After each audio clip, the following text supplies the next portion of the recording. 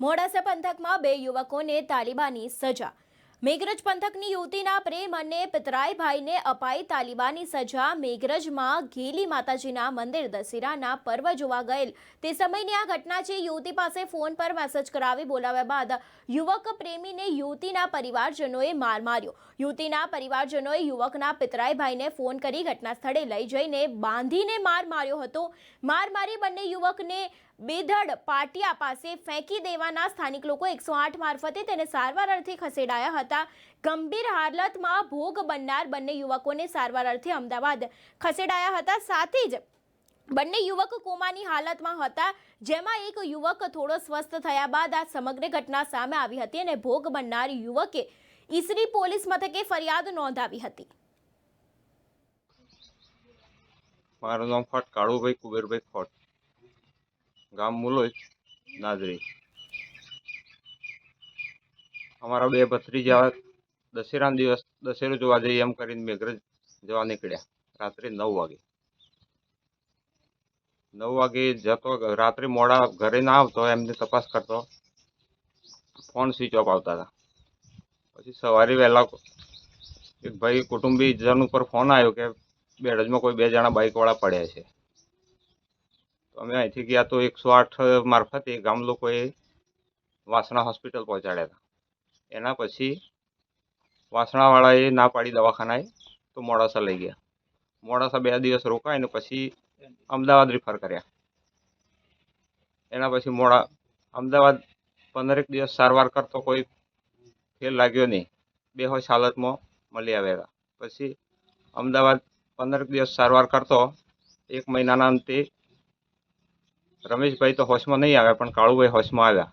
એમના હોશમાં આવ્યા પછી એમને પૂછવામાં આવતા એ લોકોએ કોટડા ગામની વતની ધનાભાઈ અને લાલુભાઈ, વજાભાઈ લાલુભાઈ, 2 જણાનું નામ લીધું કે આ લોકોએ એમને માર્યા છે બંનેને। પહેલાં રમેશભાઈને માર્યા, એના પછી કાળુભાઈને ગેલી માતા મંદિર મેઘરજથી ઉપાડી ગયા અને મારવામાં આવ્યો, એવું આ લોકો બોલે છે। જે હોશમાં આવ્યું છે ભાઈ બોલે છે। અને પછી એક તો હજુ બે હોશમાં જ નથી, અત્યારે જીવન મરણની પથારી પર પડેલો છે ભાઈ। તો બંનેને બહુ ગંભીર મારવામાં આવ્યો છે માથાના ભાગમાં। આ બધે કોઈ જગ્યાએ જાણ કરી? હા, પોલીસ સ્ટેશને જાણ કરેલી છે અમે। શું માંગણી તમારી?